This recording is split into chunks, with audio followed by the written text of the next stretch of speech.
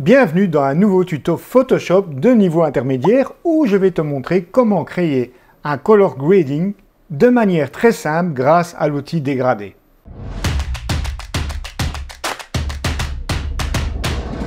Alors il existe de multiples façons de créer des color grading dans Photoshop, mais dans cette vidéo je vais te montrer une méthode que j'aime particulièrement car elle se rapproche du color grading qui est disponible dans Camera Raw ou Lightroom, que tu peux retrouver d'ailleurs ici et où tu peux donc cibler les tons moyens, les tons foncés et les tons clairs.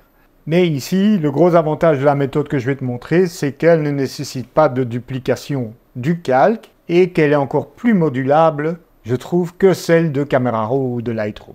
Elle consiste donc à utiliser un outil qui est un peu méconnu, qui est la courbe de transfert de dégradé. Ça se trouve ici, tout en bas de la liste des calques de réglage. Et que fait ce calque de réglage? Par défaut, il te transforme ton image en noir et blanc, car il applique donc un dégradé qui va du noir au blanc. Donc jusque-là, tu te dis, je vois pas trop à quoi ça sert. Eh bien, je vais t'expliquer. Alors, pour mieux comprendre ce dégradé, on va prendre un dégradé de couleur. Donc j'ouvre ici par exemple un dégradé qui présente deux couleurs distinctes. Voilà. On a un dégradé ici qui va du mauve au turquoise. On a un point d'arrêt mauve et ici on a un point d'arrêt turquoise. Alors le point d'arrêt de gauche, donc le petit carré ici, correspond au ton sombre dans l'image. Ce qui était normalement noir dans l'image qui vaut 0. Et donc tout ce qui était noir est devenu mauve. Et tout ce qui était blanc devient turquoise. Et évidemment, tous les niveaux de gris entre prennent une teinte intermédiaire, comme tu peux le voir, avec ce dégradé. Et donc, on peut avoir des dégradés avec plusieurs couleurs dedans. On peut les inverser, par exemple, puisqu'ici, tu peux voir que c'est une couleur claire qui est attribuée aux ombres et une couleur sombre qui est attribuée au ton clair de l'image. Donc ici, je clique sur OK et puis je viens inverser tout simplement pour retrouver la logique de lumière. Alors tu vas me dire, ouais, OK, c'est joli, mais voilà, ça ne fait pas très photographique. Eh bien, tout simplement parce qu'on n'a pas encore appliqué un mode de fusion. Et là, un des modes de fusion qui fonctionne bien, c'est lumière tamisée, même si d'autres peuvent fonctionner également bien. Regarde directement, lumière tamisée, avant, après. Et bien entendu, tu peux toujours jouer sur le curseur opacité pour atténuer l'effet. Voilà, et avoir un rendu plus subtil. Ou au contraire, tu peux, si tu veux un effet encore plus intense, passer par exemple en incrustation. Alors ici, c'est beaucoup trop fort, mais tu vois le principe. Donc revenons sur notre courbe de transfert de dégradé. Je clique sur le dégradé ici. Je vais venir ici dans les dégradés hérités, parce que les dégradés hérités contiennent plein de chouettes dégradés. Alors par défaut, ils ne sont plus activés.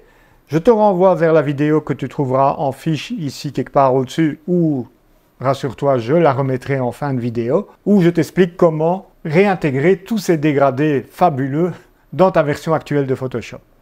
Donc pour rappel, pour ouvrir tous les dossiers de dégradés simultanément, il suffit de maintenir la touche commande sur Mac, contrôle sur PC et du coup, il s'ouvre en grand. Tu vois, par exemple, ici, on a les virages photographiques qui sont des dégradés qui conviennent très bien en photo de portrait, par exemple.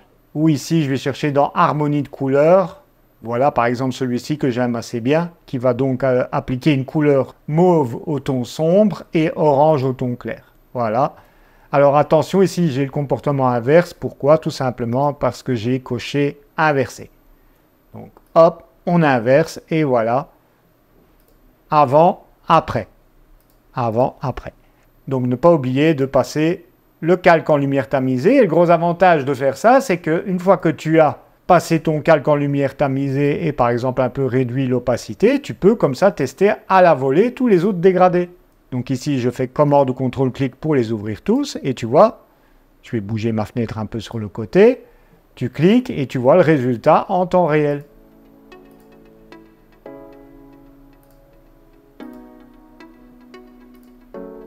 Et bien entendu, tu peux les modifier. Si je reprends par exemple mon exemple ici, tu vois qu'il y a deux couleurs, mais si tu cliques n'importe où ici dans la barre, ça va te placer un point d'arrêt. Donc tu peux modifier la couleur en cliquant ici sur la case couleur, ce qui va t'ouvrir le sélecteur de couleurs. Tu te mets en mode TSL de préférence, c'est le plus facile pour choisir une teinte d'abord. Donc imaginons ici que je veux introduire du bleu. Voilà, j'ajoute un bleu ici. Je joue sur sa saturation en venant ici sur S et donc je peux baisser comme ceci la saturation ainsi que jouer sur le L qui correspond donc à la luminosité pour plus ou moins éclairer les tons moyens ou au contraire les assombrir. Ensuite, tu peux déplacer donc ce point d'arrêt de couleur pour par exemple donner plus d'importance, je vais réduire un peu la fenêtre ici, plus d'importance au ton sombre ou au contraire le décaler à gauche pour donner plus d'importance aux lumières. Entre les deux, tu as un petit losange qui te permet de définir la zone de transition entre deux carrés. Donc ici, elle est par défaut à 50%, mais voilà, tu peux créer une transition beaucoup plus abrupte. Voilà, quasiment une ligne ici. Ou au contraire, prolonger le dégradé vers les tons clairs. Si tu veux dupliquer, par exemple, ici un point d'arrêt, il te suffit de maintenir la touche Alt ou Option, et ça te duplique donc le point pour, par exemple, prolonger plus les oranges. Si tu veux éliminer un point, il te suffit de le sélectionner puis de tirer vers le bas. Voilà, et tu vois, à présent, maintenant, j'ai beaucoup plus d'orange dans l'image. Et donc, je joue sur la transition entre les deux avec le petit losange intermédiaire. Et donc, c'est infini parce que tu peux placer, si tu veux, une dizaine de points d'ancrage. Bon, en réalité, ça fonctionne bien avec 2, 3 teintes de couleurs. Ça ne sert à rien d'en mettre 150, mais en réalité, tu as la possibilité de mapper donc chacune des tonalités de l'image, donc qui vont de 0 à 255, à une couleur bien précise. Tu peux parfois tester également d'autres modes de fusion, comme tu vois ici, lumière crue, et tu vois qu'il donne un autre look. Et si par exemple tu trouves que c'est trop sombre, eh bien il te suffit de recliquer sur le dégradé, tu viens sur le point le plus sombre qui est ici cette couleur-là, je clique sur le carré de couleur. Si c'est trop sombre, je viens sur TSLL comme luminosité, et je viens éclaircir donc la couleur du point d'arrêt. Et du coup, tu la vois beaucoup plus claire dans l'image. Si tu la trouves trop saturée, ce que je trouve ici, eh bien, je viens, voilà, la désaturer. Et, comme moyen de contrôle, toujours, bien entendu, l'opacité ici. Tu as lumière linéaire, qui est un des 8 modes de fusion qui réagit différemment au curseur fond qu'au curseur transparence. Je te ferai d'ailleurs une vidéo prochainement à ce sujet-là. Enfin bref, les possibilités sont infinies. Je te montre rapidement donc un autre exemple avec cette photo prise à la gare de Liège-Guillemins. Je viens ici en bas, je choisis donc courbe de transfert de dégradé. Par défaut, il te met l'image en noir et blanc. D'ailleurs ici, elle donne pas mal comme ceci, mais je veux mettre un color grading. Donc, première chose à faire, c'est passer le calque en mode de fusion lumière tamisée pour être certain que l'effet ne soit pas trop violent. Et pour le moment, je vais le laisser à 100%. Et puis, simplement venir choisir un dégradé ici dans la liste. Je te rappelle que si tu appuies sur commande ou contrôle sur PC en ouvrant un dossier, tous les dégradés s'ouvrent. Et donc, je vais chercher, voilà, quelque chose comme ça. Vert jaune pour donner une ambiance un peu glauque, mais je voudrais que ce soit l'inverse. Alors, soit tu inverses le dégradé, soit tu peux bouger, évidemment, les points. Donc, je le glisse ici, et je viens déplacer le point d'arrêt des tons lumineux vers la gauche. Voilà, comme ceci. Hop. On a quelque chose d'un peu plus intéressant. Je trouve un peu trop saturé dans les ombres. Je clique sur couleur pour pouvoir modifier les 3 paramètres qui sont teinte, saturation ou luminosité. Hop. Voilà, plus sobre. Ok, quelque chose comme ça. Et c'est peut-être un peu trop clair. Donc je viens sur le L de luminosité.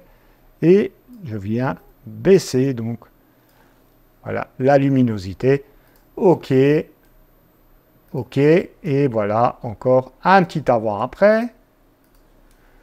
Comment donner un look rapide, une ambiance cinématographique à ces photos. Et si tu as créé un dégradé que tu aimes particulièrement, tu peux, en cliquant dessus, lui donner un nom et l'enregistrer, par exemple, dans un dossier ici. Je vais mettre Look Glauque. Voilà. Et il te suffit de cliquer sur Nouveau. et il se retrouve ici. Tu peux créer des groupes ici en faisant un clic droit, nouveau groupe de dégradés. Voilà, je vais les appeler perso par exemple, très original. OK, et je peux venir glisser ici mon dégradé dedans. Voilà donc comment créer des color grading à l'aide de cet outil courbe de transfert de dégradés. Je t'invite à tester, bien entendu. J'ai mis les RAW à ta disposition si tu veux les télécharger, ou encore mieux sur tes propres photos. Dis-moi en commentaire ce que tu en penses, et je te rappelle qu'en fin de vidéo, tu verras apparaître l'autre vidéo qui te permet de savoir comment importer les dégradés hérités des anciennes versions de Photoshop. Je te remercie d'avoir regardé cette vidéo jusqu'au bout. N'oublie pas le petit pouce pour me motiver et je te retrouve très prochainement pour de nouveaux tutos Lightroom, Photoshop et photographie. Ciao, ciao!